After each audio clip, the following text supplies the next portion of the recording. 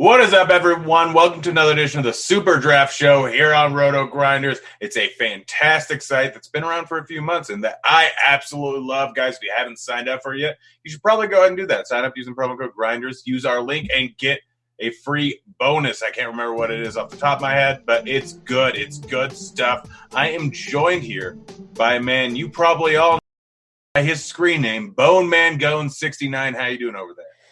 That is not my screen name. It's just Mangone, Mangone. Very simple, but if you want to get the reference, you can follow me over on Twitter, and that's where the video is at. It's a pretty funny one. But listen, I'm good. I'm having a good time, Grant. Last time I saw you was last night talking NBA, and we're going to be talking NFL and NBA over here on the SuperDraft. And I'm not a SuperDraft expert like yourself, but excited to kind of dive in and talk about it with you.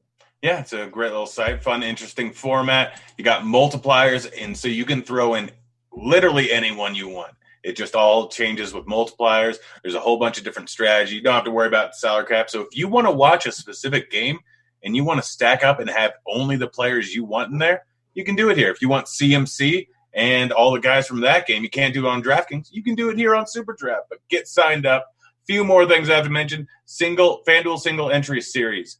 1 week of contest left. 6 finalists get to go to the WFFC party in Puerto Rico. Currently, Gator 25 is in third place, so good for you, Gator 25. And sign up for the RG Badge Pump promo. Chance to get some free RG Premium there for a little bit if you do well in a contest. So get signed up for it. Devin will throw the link in the chat. I'm sure he always does. We got some new guys signed up. Kid PvP, Vaughn 9211, Mad H Mac. And that is all 3 of them. So, guys, congrats getting signed up on the program. Everyone else gets signed up. It takes very little work with a chance at some free stuff. And, guys, go ahead and like and comment on our video. It's a cool thing to do. Also, subscribe to our channel. Now we've got all that out of the way. Who's ready to dig into this stuff? You ready, Mangone? I mean, I guess I have to be, right? I'm the guy that's here. So, let's dig in, man. I'm excited. We got basketball tonight. We got football to talk about. And listen, we got football tomorrow night. Like, it's the best time of year. Thanksgiving slate's in a week, man. We got Thanksgiving in only 1 week. Like, what's better than this? Yeah, there's not. I literally work until 9 a.m. on Thanksgiving. And then all I do is eat, drink, and watch football. It's a beautiful day. Absolutely beautiful day. Plus maybe a nap in there. Who knows? But, let's get started on the slate here. Let's get started at quarterback here on SuperDraft. We got some guys in the 1 to 1.25 range that I don't have a ton of interest in because we got some guys in the later range. So looking at for cash, like Matt Ryan at a 1x multiplier, probably not really worth it for me. Russell Wilson at 1.1x multiplier, probably not worth it. Drew Brees, 1.1. Josh Allen, 1.2 maybe. Winston is the one interesting spot. Like, what? Any interest in any of the guys from 1 to 1.2? Because I don't think any of these guys offer almost any value. Where's Wilson at? Is Wilson in that range? 1.1. So, I mean, you got some guys in the 1.6, 1.7 multiplier range. So, Wilson, is he going to score 1.5 times as much as a lot of these other guys? And does he offer some value and upside? I don't think so. Do you? Yeah, that's the problem. But listen, are we going to get value throughout the week? That's one thing I think we have to talk about a little bit here, Greg, because I think he's the best play for sure. Who are some? Well, on SuperDraft, value doesn't matter. You can play anyone you want. You can literally play anyone you want, Mangone. Yeah, listen, I'm not a SuperDraft guy, so that's probably why. But listen, if I can play whoever I want, Grant, I'm playing Russell Wilson. Like, you're crazy. Like, I think he's the top play. Arguably, it's just too good of a play. But think about this rationally. Like, on this slate here, let's just say Jeff Driscoll, is he going to score 1.5 times as much as Jeff Driscoll? Is he going to score 1.55 times as much as Nick Foles? Is he going to score 1.5 times as much as Tannehill? 1.7 times as much as Haskins? Like, QB, a lot of the points tend to regress towards the mean. And Wilson, he's a guy that, like, they can just run the ball the entire game. Like, he's a great play on other slates, but honestly, I don't think he's worth it on SuperDraft. Well, that's the thing, though. You say they're going to run the ball all game, but, like, this is my argument. Like, this is the Philadelphia Eagles. You can't run on them, man. Like, it doesn't work. It's not possible. Not saying it's not possible, but it's really difficult to do. So I don't know, man. Like I said, I'm a SuperDraft noob, right? Like, this is not my forte. You're the expert. You're telling me Wilson. Let's say Wilson does throw a lot, Grant. Like, because I think that's how the script is going. I think it's pretty obvious it's going to happen. Is he just not going to be worth it based on the multipliers and the way things go? Yeah, that's kind of how things goes. Like, you have to think through this. All right. What are the chances Russell Wilson goes for over 30 points? I don't know, man. 30's a little tougher. I mean, he just feels super safe. But again, like I'm a cashing guy. Probably, I don't know. I think it's like a 30% chance he gets over that. Yeah. What are the chances that Tannehill, Driscoll, Kyle Allen, Nick Foles, any one of them go for over 20 points? Yeah, but you got to pick the right guy. That's the one thing. So, well, okay, literally any given. What are the odds that Foles goes over 20 points? Is it more than 30%? Yeah, probably. Yeah, so there we go. It's like based on the multiplier. And what's the odds that he goes over 30? Better than the odds that Wilson goes for over 45? Yeah, it's fair. So let's talk about the cheapies then. Let's talk about these guys. Who's your favorite that sticks out? I think Driscoll's a solid option because the way the Lions are going, they're not really running the ball as much, right? They're passing a ton, mainly because they have to, right? I know Driscoll's not the best, but it's nice. He's got that rushing upside as well. And again, the matchup against Washington is good. That's the one thing I really, really like here with Washington. How about you? That's probably my favorite guy if you force me to pick. I'm kind of like it's tough in this range. I mean, I think Wentz at 1.45 probably my favorite, but not by a significant amount.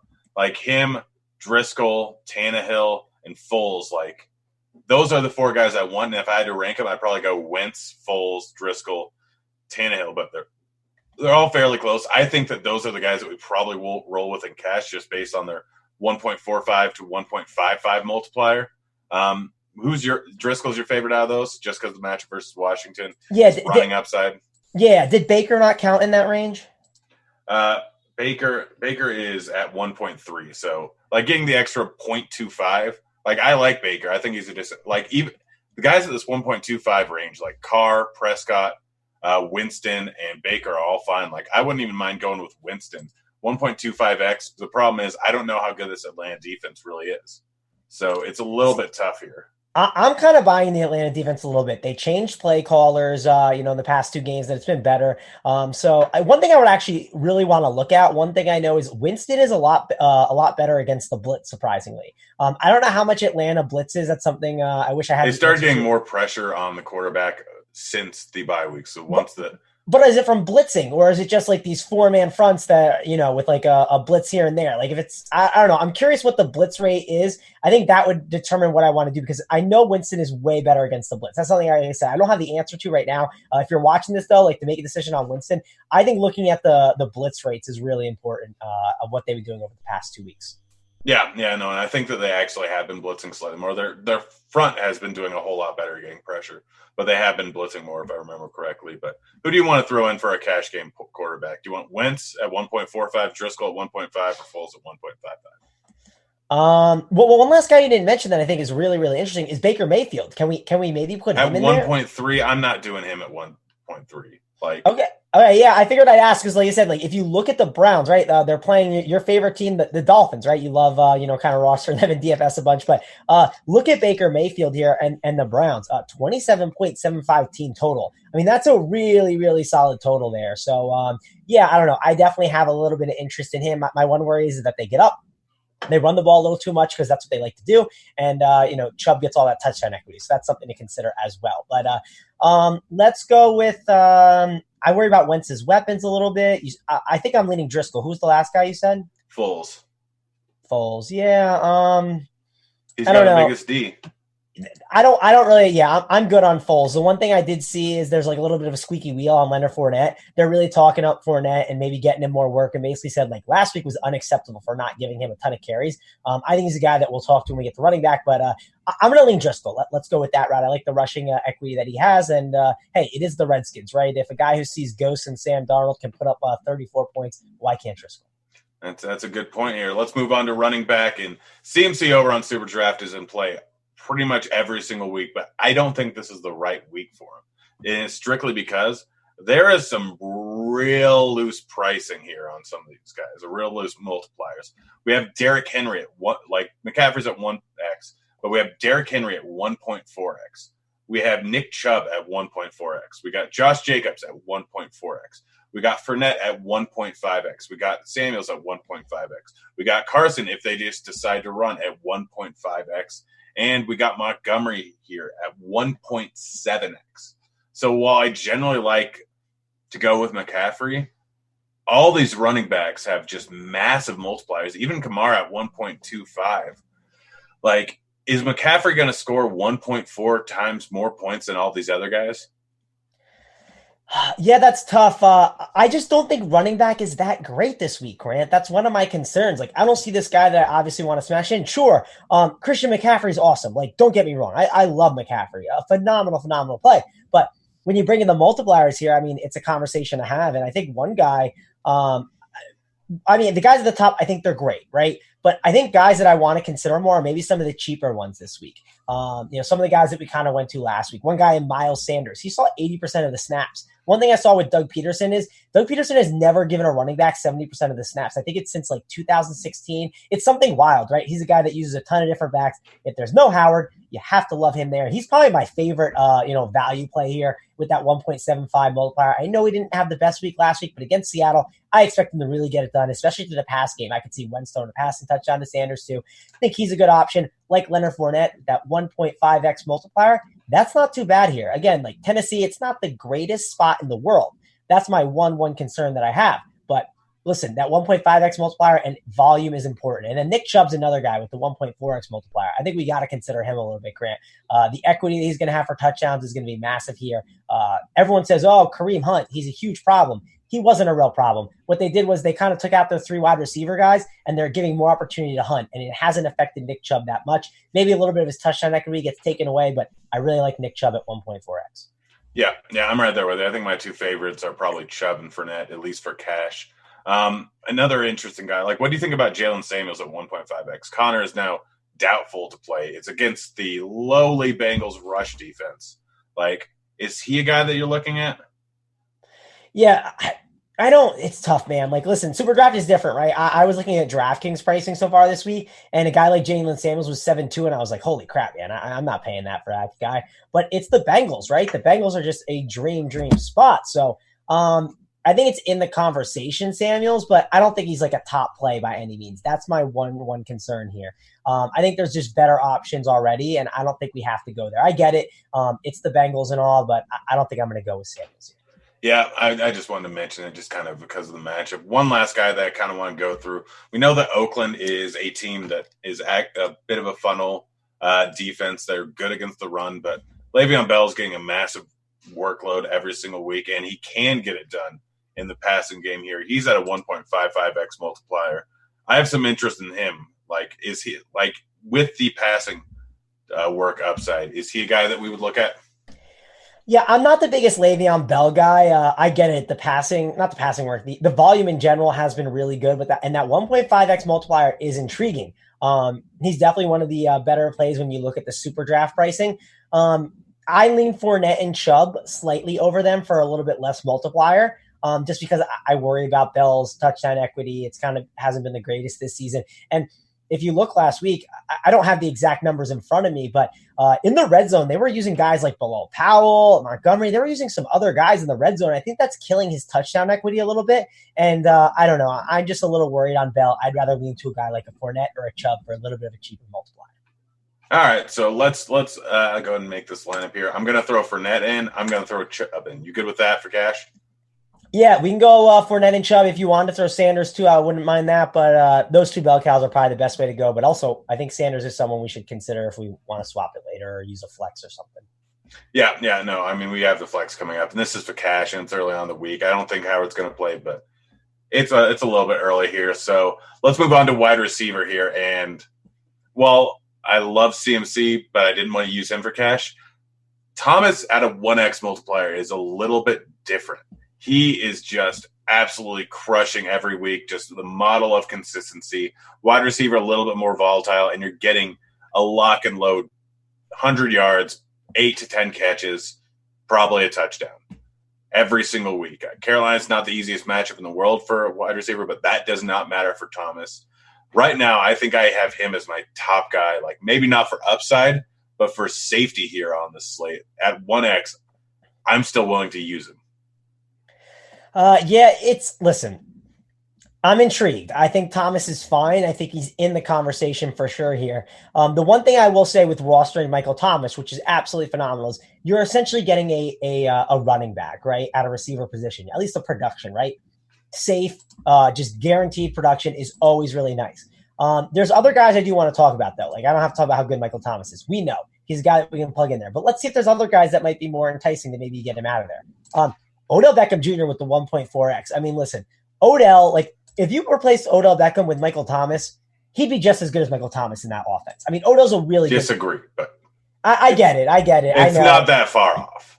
That's what I'm trying to say. It's I'm not trying to say receivers don't matter, but I feel like you can change a lot of these guys a ton. But there's a 28 team total here. It's against the Dolphins. My one worry, and I don't know if I overvalue this too much, is like the touchdown equity of Chubb and then trying to run the ball late in the game. And if the Dolphins can't keep the game close, that's something I do have some concerns about at times. But listen, the Dolphins have been playing a lot better football. I think they'll be able to keep it close enough to keep the Browns putting the pressure on.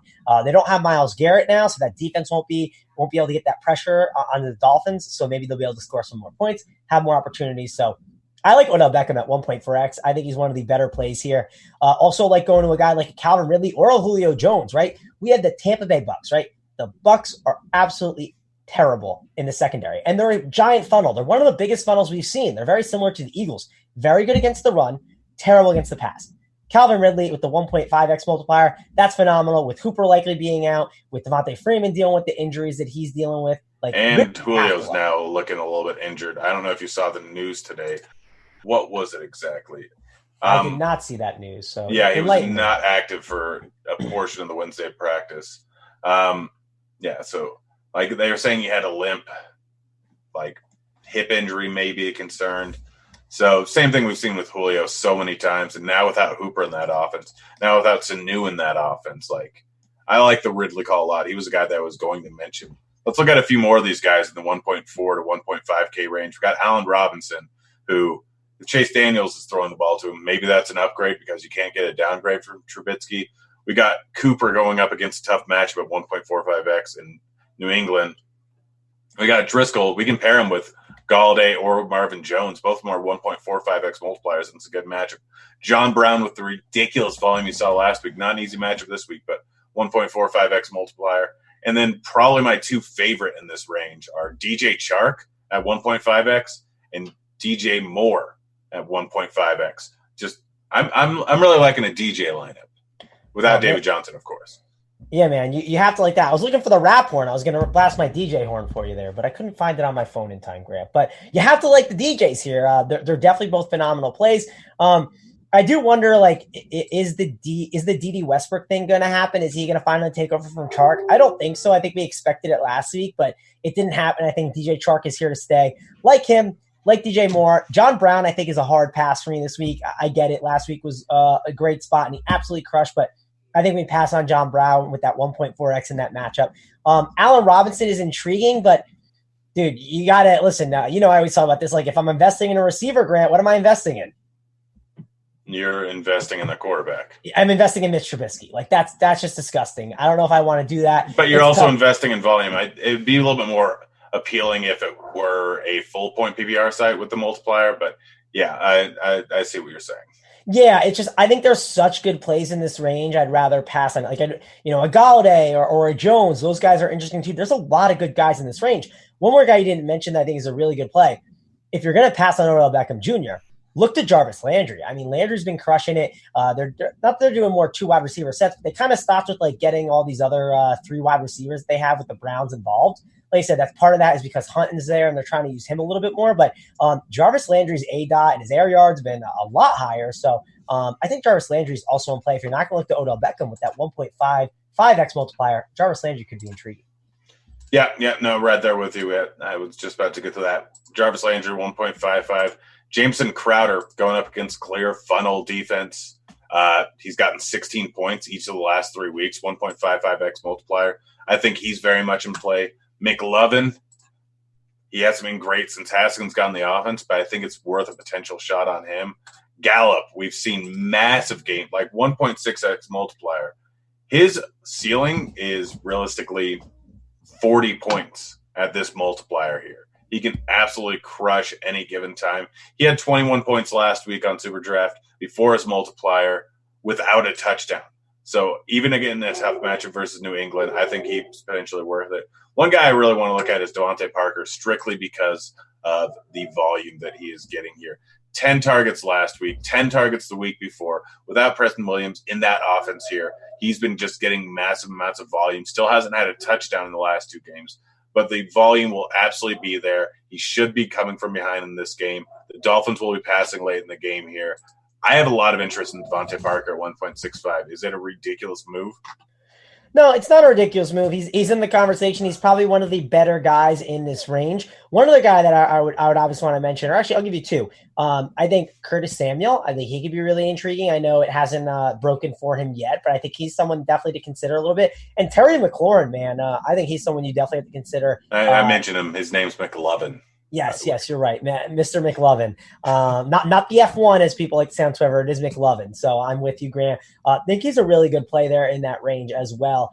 So we talked about a lot of these guys with these like nice multipliers here. This is why I don't know if we have to go Michael Thomas. I think there's enough guys where we can make it happen. Maybe we plug in one Michael Thomas, then 2 of these multiplier guys that we talked about, like a Calvin Ridley and an Odell Beckham. What are you kind of thinking? I don't know if I want to go OBJ for cash. Like, I like his multiplier. I don't love it. I do like the Ridley call. I think we're probably better off going with DJ Chark or DJ Moore. Like, you good with either of those instead of OBJ? Yeah, you can do it, but like, listen, if I was building a lineup, I would go Odell. Like, that's my thing. Like, all right, I'm going Odell, and I'm throwing in Baby Chark too. So we got Michael Thomas, we got OBJ, and we got Baby Chark in there. No, but I want Ridley over Odell. So go Ridley. That's the move. Man, you're just so darn needy here. I know. I would just be going Odell over Chark, but listen, we'll give you Chark. That's fine. He's a good play too. All right, let's move on to tight end here. Always a tough one on SuperDraft here. We got guys up near the top, like Hooper's out, obviously, but we got Waller at 1.15x. We got Ertz at 1.2x. Not any other premier tight ends on the slate here. Kittle is not on the slate. Kelsey is not on the slate. Like, do we want to go with Waller or Ertz at a 1.15 or 1.2? Or do we want to go into this kind of 1.5, 1.6 range? We got Hollister, Cook, Fant, Olsen, all 1.5 to 1.6. Like, do you have a leaning either way? No, man, this is when I like kind of look at the tight end position. What I say, Grant, I say keep it simple, stupid, right? That's what I say to myself. Well, let's just play Ertz, man. It's that easy. I don't think some of these guys, I get it. The multiplier is big, right? And the multiplier is awesome when you see these guys with high upside, right? When you see a guy like a John Brown or a Calvin Ridley who had those massive ceiling weeks, but I don't see this ceiling tight end, right? I just don't see that here. Zach Ertz is the guy for me. We've seen Seattle get killed a bunch in the slot at times. You've seen Ertz line up a little bit in the slot and, in the middle of the field. I think Ertz is just easily the guy. We plug him in and I think we move on. That's just my thoughts, though. See, I like a lot of the things you said, but I want Goddard instead. Goddard's a 1.65x multiplier. Goddard is probably going to get just as much volume as Ertz. Like, this is an interesting spot here since Jackson's been out of the lineup, or when Jackson's been out of the lineup. They've been passing to Goddard a lot. He ended up with 11 points last week. He's gotten 5+ in 4 weeks in a row. With that multiplier there, he has 20-point upside. Plus the multiplier here, like, I'm fine with going Ertz, but I'm just going to say that I think Goddard, maybe for tournaments, is the better play. Yeah, listen, Goddard does have the upside, and if people are going to be all over Ertz in tournaments, let's say, like, there's going to be 50% of the people on Ertz. It's massive leverage then with Goddard, and it could be the opposite, right? Let's say a guy like Goddard, let's say he's even the highest on God. Well, then you can leverage at Ertz. You can go either way with that. Either way, what's going to go down is the Eagles, they're going to use a ton of 2 tight end sets. That's all they've been doing lately, a lot of that, and I'm expecting that to happen. You're playing Ertz or you're playing Goddard, and I think you're moving on. So pick either one. I'm cool with it, Grant. All right, we'll throw Ertz in there. So we're going to leave the flex open. Probably use one of the other running backs that we suggested near flex there, but this is basically the cash game build. Let's do a quick game stack here, and then we'll move on to some maybe single game stuff, maybe NBA. But what's going to be probably the top game stack? We already mentioned kind of like Driscoll's a guy that we want to go with potentially in cash, but do I want to stack that game up? No. Like, I think the best game stack that we can probably do on SuperDraft because of the multipliers is going to be Tampa Bay Atlanta. We talked about Winston a little bit. Like, I think we can throw Winston there at 1.25x multiplier. And then we go to wide receivers. We got Ridley in. We can do that. And then we can either use Godwin or Mike Evans. Like, they haven't done great the last 2 weeks. But Mike Evans, I think, is due for a big game here. He's still getting massive volume throughout the course of the entire season. He almost has 1,000 yards already on the season. Just realizing that now. That's impressive stuff there. I think he offers some upside. Do you agree with me here? I think they both do, Godwin and Evans. The question is, do you want to take the multiplier, the 0.10 higher with Godwin at 1.35 compared to 1.25? It's up to you, Grant. I mean, they're both phenomenal plays, but I'm down with this game stack. I think it makes sense. I'm cool with either one. I'm going to go with Evans just because, like, last 5 weeks, it's clearly been him. Like, he's clearly gotten the higher volume. He has higher target share on the year. Do we want to throw in any of the running backs here? We got Ronald Jones the second at a 1.7x multiplier. If Freeman's in, he's a 1.65x multiplier. Freeman's out. We got Brian Hill at 1.8 multiplier. Do you want to throw either of these guys in, or do you want to go with something else like a Dip Fournette or a Chubb or anything like that? Yeah, man. Dude, Brian Hill, he was awful last week. I guess the question is, are people going back to him? I also feel weird playing. I feel really weird doing the running back and wide receiver without the quarterback, right? Without going Matt Ryan. I feel a little odd doing that. So I don't know if I want to really go with Brian Hill too much here. I'm cool with maybe just making it like that small stack, not stacking it up all the way. And kind of maybe doing like a game stack within, right? Maybe if you double game stack, we can go with Cleveland here. We can throw in Nick Chubb. We can throw in OBJ. And then in the flex, we can go with Devontae Parker. Yeah, we could do that. Like I said, I always prefer going the core. Like, I don't know. I don't love doing the running back wide receiver combo, but I think you could do it here. I'd rather do it here than do it with Brian Hill and Calvin Ridley. I'll say that because these guys are way more massive volume guys. So yeah, let's do that. I think that's an awesome little game stack we got going there. All right, yeah, a nice little double game stack, and then you guys can round it off with whatever running back, whatever tight end you want there. But you can go with Gesicki if you really want to make it a full game stack in Miami, Cleveland. But I think that might be a little bit over the edge. Nah, don't do that. There's going to be some equity in that Eagles game. You want to get some exposure to it. So throw an Eagle in there. How's that sound? All right, real quickly, we're going to make a single entry game stack or single entry lineup for cash for the Thursday night game. Looking at the multiplier, have you looked over this at all? No, I can real quick though. Hold on for the Indy Houston game, which is it's an ugly one. I think you're gonna listen if you're playing the Thursday slate. The first thing I looked at when I was looking on some other sites was you play Hopkins and you play Watson. Like, I think you just have to play those two guys. That's just my thought. But do we want to throw them in the captain spot for cash? The captain spot gets a 50% boost to the multiplier here. I think you may actually be better off with Brissett getting a 2.1x multiplier compared to a 1.5x. So I think we go Brissett. I think we go Watson. I think we go Hopkins.